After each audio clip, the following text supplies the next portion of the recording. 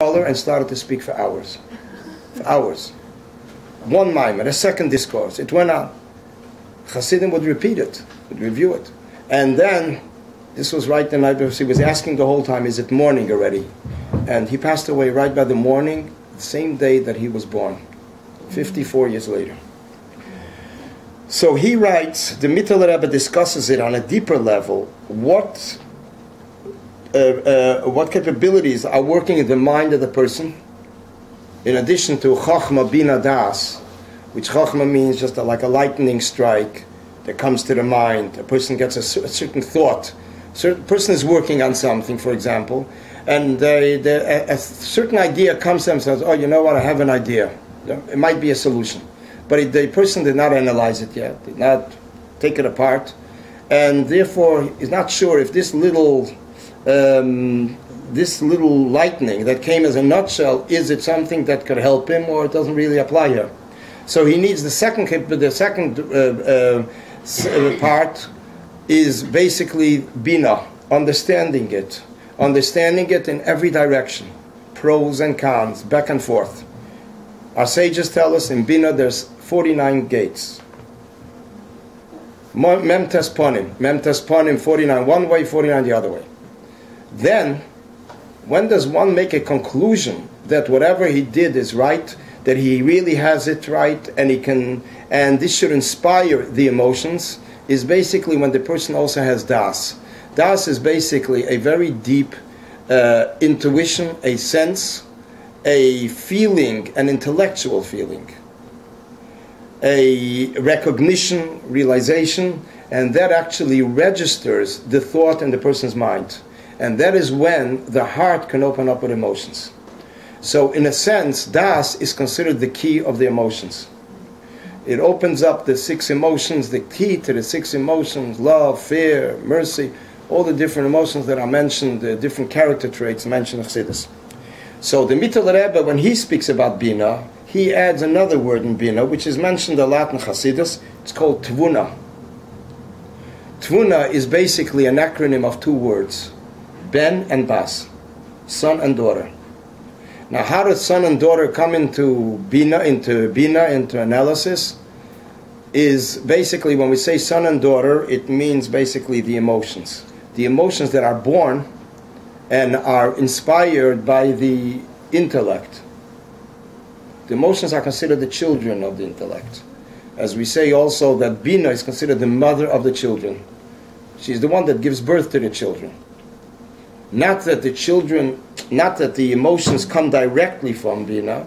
Bina inspires the emotions. The emotions are in the heart. But the Bina is basically what inspires the heart, and it's like it throws a match into a flammable area and everything starts roaring. So those emotions that are connected with the Das? So this is basically the emotions, right? So the Das is the one that will open these emotions, but Bina helps, and that's why Bina is considered Eim Habonim Smeicha, the mother of the children. So what does it mean here, Tvuna, Ben and Bas? That means to say, Bina, intellect, as intellect relates to emotions. These are like the emotions that are already in the person's mind. To explain it is basically an example for that would be an example of a judge. You have a judge that is listening to 2 different parties. This one says day, this one says night. This one says one thing, the other one says another, and they're arguing. Now, in the judge's mind, what the judge has in mind is one thing. He's listening to the intellectual and logical arguments of both of them. He did not come down with he's not in a direction yet of a verdict. He has to first gather all the information. And once he gets the information, then it can direct him somewhere. On the other hand, once he's up to the verdict, before he even gets to the verdict, in his mind there's already a direction of verdict, of a verdict. Either he's going to say innocent, or he's going to say guilty. It is basically in the mind of the person, there's already forming a direction of emotions. In other words, the mind is already viewing what direction to take. So therefore this is called midah shebeseichel, emotions in the mind. But they're not emotions per se like in the heart, because it's mind. But it is basically a direction of the mind. As the mind is already relating and inspiring emotions, or issuing a verdict which is basically roots and stems from emotions, which is basically attributes. Chesed or gvura, which means chesed means good, generous, or lenient, or gvura, strict, and strict and harsh. So this is basically how the Mittel Rebbe is going to explain the inyan of Tvuna. But in addition to that, the Mittel Rebbe is also going to explain that in the mind of the person there is the length, the width, and the depth. And this is basically what we have ahead of us. And again, I don't know if everything is possible in one evening, but that's I'm just. This is basically the way the Hasidic masters of Chabad discuss meditation. There's definitely many different discourses about meditation from all the rabbis of Chabad, but this would be also a very basic approach what Chabad speaks, how Chabad discusses meditation. In addition, and as an introduction to meditation, a person needs a preparation. So the Rebbe brings in an interesting calendar that the Rebbe authored 70 years ago, compiled 70 years ago. It's called Today is the Day, Hayom Yom. And in this calendar, the Rebbe writes quotes for every day in the year. When it comes to the 4th of the first Adar number 1, that year was a leap year, the Rebbe says that the beginning preparation in being involved in deep intellectual subjects, and especially in godly subjects, there is a two-step procedure. One, a person needs to exert himself to remove his pleasures in worldly matters, which means pleasures in worldly matters will distract, will interfere, will minimize the commitment to an intellectual subject. What is the connection? And what is the explanation? Basically, when a person, we see it also by Torah, that when is a person successful in Torah, it says, Odom ki yomas ba'el. A person dies, the Torah tells us when a person dies in a tent, so it says whoever comes in becomes contaminated, impure. So our sages tell us, when does Torah exist by someone? When a person commits themselves completely to it. A person cannot be in two worlds at the same time. If they're involved in worldly pleasures, their mind and emotions, everything is in worldly pleasures. It does not allow commitment to a deep concepts of Torah, or concepts, as the Rebbe says, any philosophy. Very light-going, person is not really there to commit oneself. So basically, this is to commit oneself, a person has to completely remove themselves from worldly pleasures. A person has to eat, a person has to drink, a person has to sleep, a person needs more physical needs, but basically not really sinking into the pleasures of world, because this would be something that will minimize and accomplish the lack of concentration, and therefore also the lack of success where this concentration could bring the person. Chassidus explains when a person concentrates, it is a state of nullification. When a person is trying to understand something, the mind of the person elevates and concentrates on something higher and puts itself on the line to put everything aside. Forgets even about himself because he's concentrating on that idea. And therefore it's an interesting concept is discussed that when that takes place, and when a person really delves into something, exerts themselves, they merit to receive new ideas, new concepts. So what is the reason for that? It says because they stand in a state of nullification, so they become a vessel to receive a revelation. So therefore this is basically the idea of hasoga, avon of hasoga, understanding is basically a state of humility, a state of total commitment, a state of bittul, putting oneself aside. That is the way a person is successful in seichel. When a person is going to be in one,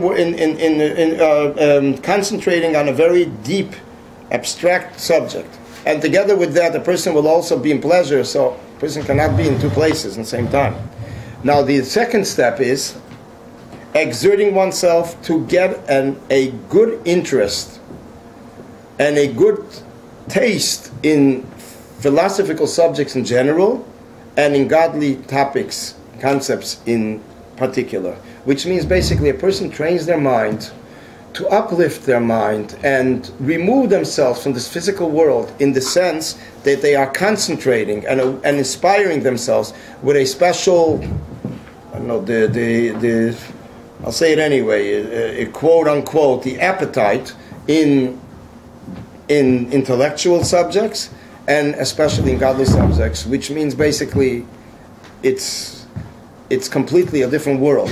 It is removing oneself from physical features and aspects from world, because to understand something which is on a spiritual realm, a spiritual sphere, it is not like understanding something that we can see, we can feel, we can smell, we can touch with all our senses. So therefore a person needs to train their mind to understand something that's higher and removed from world. This is basically the two-step process, introduction to get involved, engage, and be successful in being involved. Hisaskus. Hisaskus means being so involved, like somebody's involved in a business, that nothing else is on their mind. That doesn't mean that a person has to stop everything they're doing a whole day and get involved in that. A person could sometimes designate a certain time in the day, that a time of relaxation, and a time, which actually relaxation and exertion doesn't go together, but sometimes it is basically a time that a person has peace of mind and peace of soul, that then they can really get involved in a topic and don't have anything that distracts them. And that 15 minutes, that alone is also something. So introducing what the Alter Rebbe says. The first thing is what the Alter Rebbe himself says. The Alter Rebbe says, the Rabbi Shneur Zalman of Liadi, as I mentioned, from 1810, that in Hasidus there's two formats, how one could think, and what they can concentrate on. One Hasidus is, one step is, one group, is Hasidus that refers to the infinite revelation. A person thinks about it, and the more they think about it, the clearer and vivid it becomes. And it's not something they're just imagining, but it is something that is riyah chushis, like they see it. When a person trains their mind that this world is being sustained by the godly force every minute, every second of the creation, it is actually training the person how to look at the world. In reality, as our sages tell us, the world being created from nothing needs to be sustained on a steady basis.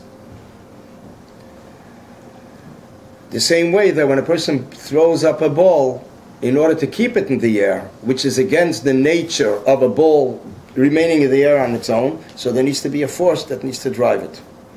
The same thing is in regards to the creation. So therefore the Alter Rebbe says, that a person thinks into the chain of creation that this is only a ray, a shine of the infinite revelation, and it has nothing of its essence.